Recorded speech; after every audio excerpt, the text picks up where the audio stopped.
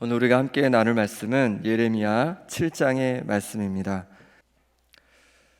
하나님께서는 예레미야 7장 오늘 우리가 함께 읽은 말씀에서 어디에서 말씀을 선포하라고 하시냐면 여호와의 집 문에서, 그 성전 그 문에서 선포하라고 이렇게 말씀하십니다. 그러면 예배하러 오는 사람들, 그 예배 오는 사람들을 향해서 어떤 말씀을 선포하라고 하실까요? 어떤 축복의 말씀을 좀 해주라고 하실까요? 아니면 위로의 말씀을 좀 해주라고 하실까요? 그것이 아니라 그들에게 경고의 말씀, 예배하러 오는 자들을 향해서 경고의 말씀을 하라, 이렇게 예레미야에게 말씀하고 계십니다. 3절 말씀을 제가 읽어보겠습니다. 만군의 여호와 이스라엘의 하나님께서 이와 같이 말씀하시되 너희 길과 행위를 바르게 하라. 그리하면 내가 너희로 이곳에 살게 하리라. 아멘. 하나님께서 그렇게 말씀하시는 거예요. 성전에 들어오는 이들에게 너희 행위를 바르게 하라. 너희 길을 바르게 하라. 그러면 내가 너희를 여기서 계속 살게 할게. 그리고 이 말은 뭐냐면 만일 그렇지 않으면 내가 너희를 가만두지 않을 것이다, 이렇게 말씀하시는 겁니다. 4절 말씀, 그러면 이스라엘 유다 백성들이 어떤 모습으로 살고 있었는지 4절부터 이제 말씀해 주고 계신데 4절 말씀은 같이 읽어보겠습니다. 너희는 이것이 여호와의 성전이라 여호와의 성전이라는 거짓말을 믿지 말라. 아멘. 분명히 성전이거든요. 분명히 성전 앞에서 예레미야는 선포하고 있는데 하나님의 성전이라, 이곳이 하나님의 성전이라, 이곳이 하나님의 성전이라는 거짓말을 믿지 말라, 이렇게 말씀하고 있습니다. 거기는 성전인데 성전이 아니라고 말씀하십니다.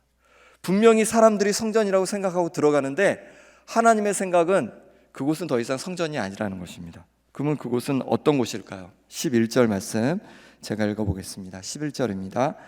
내 이름으로 일컬음을 받는 이 집이 너희 눈에는 도둑의 소굴로 보이느냐? 보라, 나 곧 내가 그것을 보았노라. 여호와의 말씀이니라. 뭐라고 하시냐면, 야, 이곳이 너희 눈에는 도둑의 소굴로 보이느냐? 그렇게 말씀하시면서 내가 그것을 보았다. 이 말씀 뭐냐면 하나님의 눈으로 볼 때 성전이 아니라 도둑의 소굴이라는 말씀입니다. 예배하러 많은 성도들이 모여있는데 그곳을 향해 하나님께서 하나님의 성전이라는 거짓말 하지 마라. 여긴 하나님의 성전이 아니야. 여기가 무슨 하나님의 성전이야? 여기는 도둑의 소굴이야. 이렇게 말씀하시는 겁니다. 건물이 아니라 어떤 사람이 모였는지가 성전을 결정한다는 것입니다. 아무리 아름답게 성전을 짓고 아무리 법궤가 있더라도 그것에 모인 사람들이 어떤 이들인가에 따라서 성전이 되기도 하고 도둑의 소굴이 되기도 한다는 것입니다. 아름다운 성전에 사람들이 모여 있습니다. 그런데 그곳에서 모인 사람들이 술을 마시고 노래하고 하면서 그곳에 있다면 거기는 성전이 될 수 없을 겁니다. 또 사람들이 천막에 모여 있습니다. 아주 더운 날 천막에 모여 있습니다. 근데 그곳에서 정말 진실하게 하나님을 예배하고 하나님을 높이면 그곳은 성전이 될 수 있을 것 같아요. 건물이 아니라 어떤 사람이 모였는지가 성전이 되고 성전이 되지 않을 수 있다는 겁니다. 성전 곧 하나님께서 임재하시는 곳은 어떤 사람이 모였는지가 중요하다는 것이죠. 그런데 오늘 예레미야가 선포하고 있는 사람들은 성전에 예배드리러 오는 사람들입니다. 예배하러 모인 성전에서 하나님은 여호와의 성전이라는 말이 거짓이고 오히려 도둑의 소굴이다, 이렇게 말씀하시는 겁니다. 예배드리는 자가 있다고 해서 무조건 하나님의 거룩한 성전일 수 없다는 말씀입니다. 하나님은 예배드리는 자가 많이 있다고 해서 그곳을 무조건 기뻐하시는 분이 아니시라는 것입니다. 예배하는 사람들이 잔뜩 모여서도 도둑의 소굴일 수 있다라고 말씀하는 것입니다. 그러면서 하나님은 실로에 대한 예를 드십니다. 실로.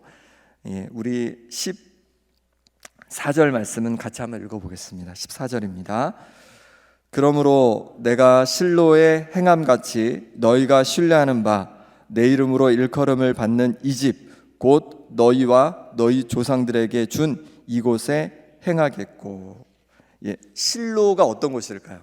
실로가 어떤 곳이냐면 여호수아가 이끄는 그 이스라엘 백성이 가나안 땅을 정복한 후에 하나님의 법궤를 모시고 또 하나님께 제사를 드렸던, 예배를 드렸던 곳이 바로 실로입니다. 실로에 하나님께 법궤를 두고 제사장을 두어서 그곳에서 하나님을 예배하도록 하였습니다.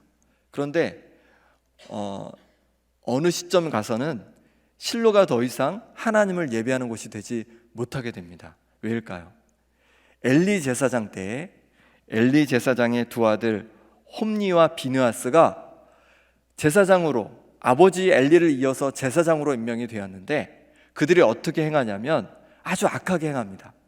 하나님께 번제를 드리기 위해서 제물을 가져오잖아요. 짐승을 가져오는데 그것을 번제로 하나님께 올려드린 다음에 제사장의 몫이 있는 거거든요. 그런데 이 날고기를 좋아했나 봐요.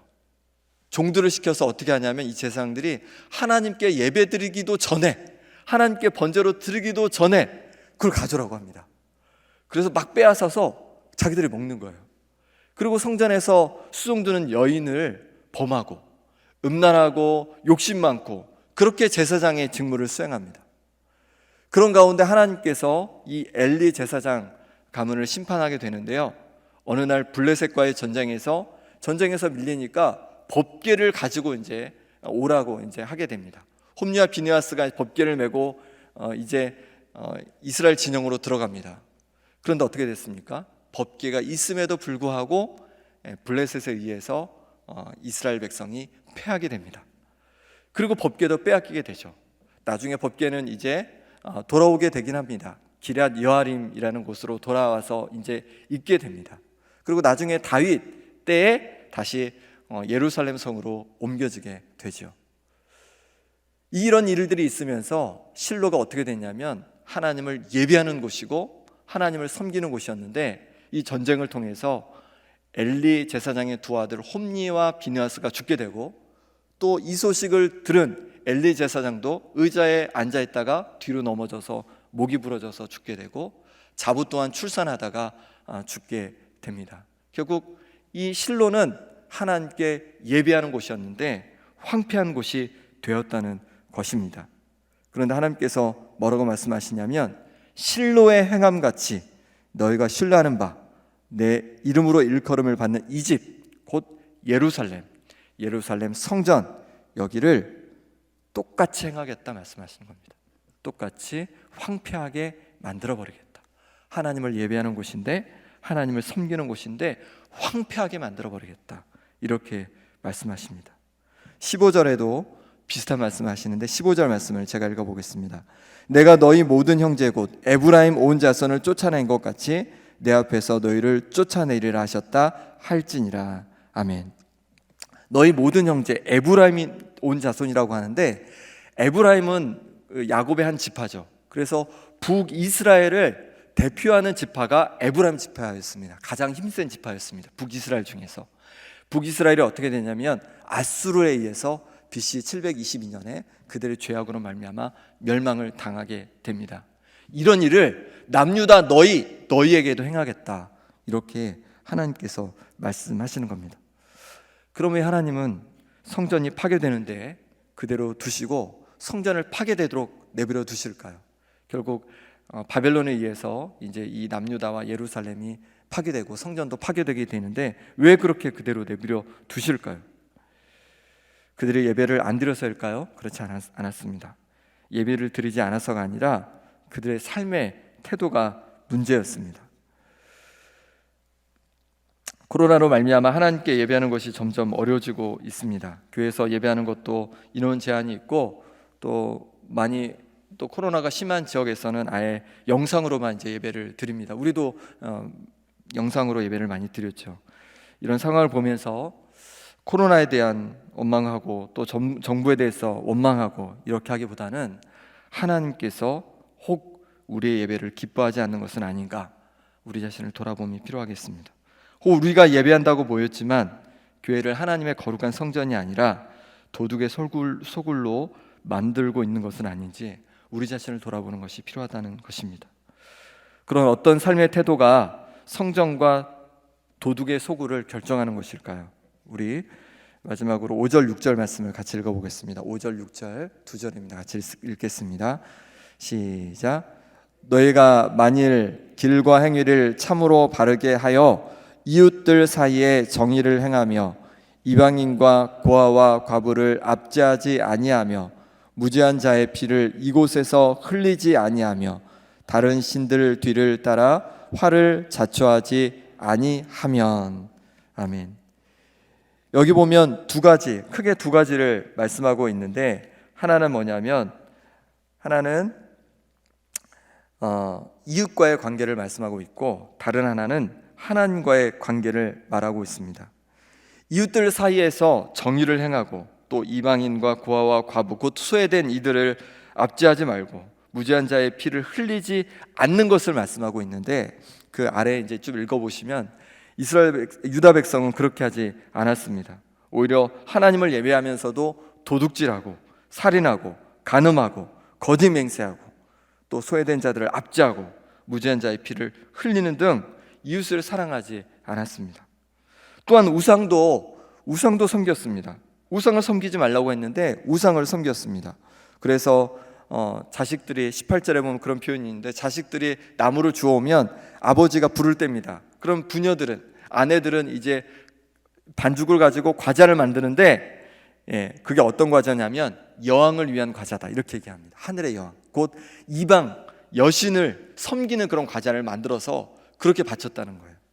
또 그 다음에 뒷부분 7장 뒷부분에 보면 어떤 얘기가 나오냐면, 흰놈의 골짜기에서 자식들을 불살라서 바치는 게 나옵니다. 바로 그 가나안에 있던 아주 끔찍한 문화였죠. 자식들을 불살라서 드리는 겁니다.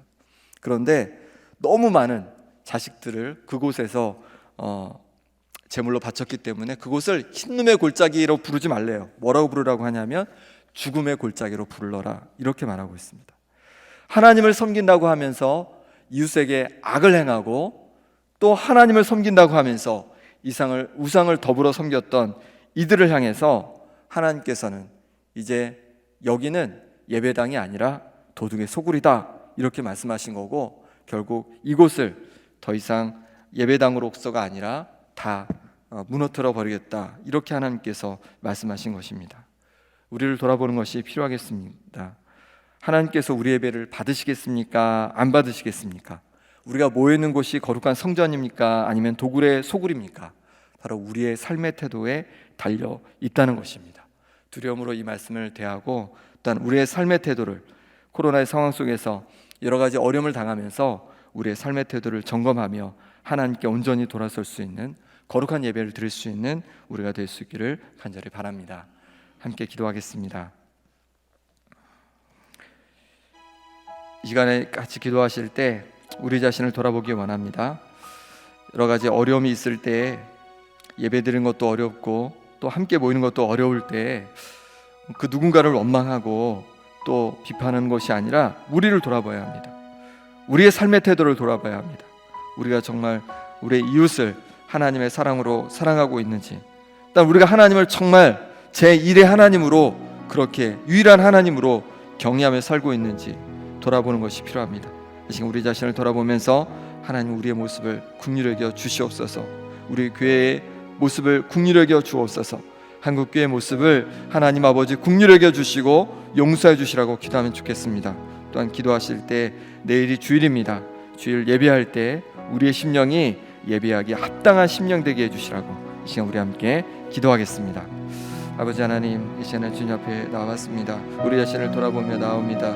아버지 하나님, 우리가 하나님을 예배한다고 이렇게 성전에 늘 찾아 예배하지만 우리의 삶의 모습이 하나님께서 기뻐하지 않는 그런 모습은 아닌지 모르겠습니다. 아버지 하나님, 우리에게 허락하신 이웃들을 사랑으로 섬기지 못하고 외면하고, 그들을 향해 아버지 하나님 정말로 소외된 이들을 향해서 아버지 하나님 외면하고, 또한 그들을 바라보지 못하고 살아가지 못했던 우리의 모습들을 하나님 아버지 용서하여 주시옵소서. 또한 아버지 하나님을 제일로 섬긴다고 하면서도 아버지 하나님 정말로 우상을 섬기었던 모습은 아닙니까? 하나님보다 더 높이 아버지 하나님 재물을 올려놓고, 하나님보다 더 높이 우리의 자녀들을 올려놓고, 하나님보다 더 높이 아버지 하나님 정말로 우리 삶의 안정과 평안을 올려놓은 것은 아니지요. 하나님 아버지, 우리를 긍휼히 여겨 주셔서 하나님을 참으로 섬길 수 있는 우리의 신명 될 수 있기를 원합니다. 아버지 하나님, 우리를 붙잡아 주시고 한국교회를 붙잡아 주셔서 하나님께서 기뻐하시는 성전을 회복케 하여 주시옵소서. 아버지 하나님, 또한 구하며 나갑니다. 주님 붙잡아 주셔서 내일 그냥 주일입니다. 예배할 때 주여 붙잡아 주옵소서. 우리 심령이 예배하기 합당한 심령 되어지기를 원합니다. 하나님 아버지, 우리의 마음에 하나님께서 기뻐하시는 마음 되어지기를 원합니다. 그래서 아버지, 예배할 때 정말로 하나님께서 기뻐하신 예배로 온전히 드려질 수 있도록 하나님 붙잡아 주시옵소서. 하나님께서 우리를 붙잡아 주시기를 원합니다. 만져주시기를 원합니다. 하나님의 능력의 손으로 우리를 붙잡아 주시옵소서. 하나님 아버지, 유다 백성을 향해서 그들이 예배하는 곳에 들어갈 때, 성전에 들어갈 때 이곳은 성전이 아니라 도둑의 소굴이라 말씀하신 하나님 아버지, 우리가 하나님을 예배한다고 하면서 우리의 삶의 모습에서는 여전히 하나님을 섬기는 모습을 아버지 하나님 모습으로 살지 못했던 그것들을 용서하여 주시옵소서. 하나님을 섬긴다 하면서 우리에게 허락하신 이웃들, 소외되고 아픈 이웃들을 외면하진 않았습니까? 하나님을 섬긴다 하면서 하나님보다 재물을, 또한 사람을, 또한 우리의 인생의 평안함을 더 우선순위로 두고 살진 않았습니까?